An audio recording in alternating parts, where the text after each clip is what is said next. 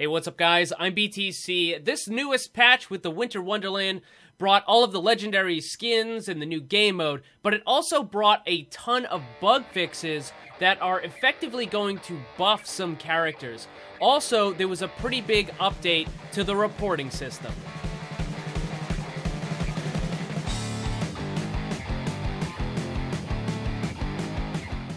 The first thing we're going to go over are all of the bug fixes, and some of these are pretty significant to the point where these are effectively buffs for the characters that are being affected. Now, a little while ago, I made a couple of videos about Doomfist and Moira showing off all of the bugs that they had. Doomfist is really problematic. He is easily one of the buggiest characters in the game, and it prevented him from really being viable in a lot of situations, because sometimes when you think an ability should connect, it just wouldn't, and then other stuff would happen. It was just really messed up. So on the patch notes here, we see heroes.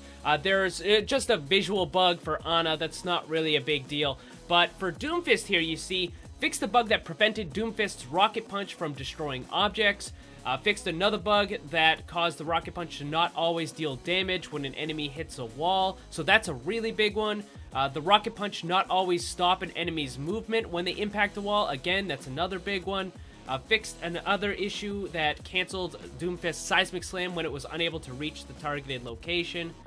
Fixed an issue that caused Doomfist's seismic slam to trigger instantly when the ability was used to travel up inclines. This also affects Winston whenever you were doing your leap. If you were on like kind of a slight ramp or something, sometimes rather than putting you up in the air and then making you move forward, it would just basically trigger it right where you were and you wouldn't move at all. So that was kind of problematic. There's some minor bug fixes, like fixed an issue that caused Diva's micromissiles to not destroy breakable objects. Some stuff with Hanzo. Fixed a bug preventing Mei's cryo freeze from clearing the healing debuff caused by Ana's biotic grenade. So now when you go into your ice block, it will get rid of that negative effect there. So here's another kind of important one. Fixed a bug that prevented Moira's coalescence from healing an allied Reaper in Wraith form. Fixed a bug that prevented Moira from being able to pass through enemies when using Fade. That's a really big one, because now you can use that Fade to actually escape, where before the enemies could trap you. Like if there was something blocking your way, you just couldn't get by them. But it's supposed to work the same way that Reaper's Wraith form does, and now that has been fixed, thankfully. And the last kind of important one is fixed a bug that prevented Widowmaker's grappling hook from pulling players to movable objects, even when they're stationary.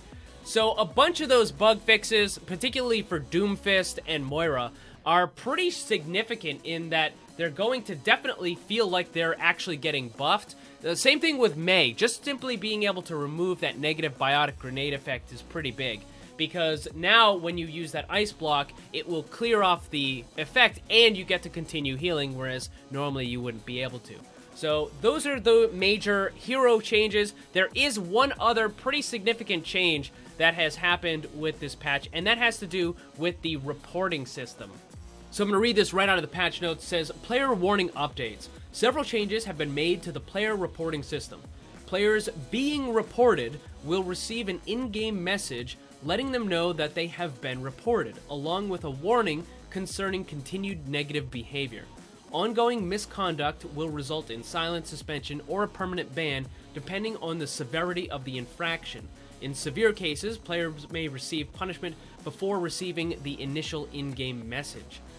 The next part is players who report someone for poor behavior, resulting in a disciplinary action, will now be notified with an in-game message when the issue has been resolved.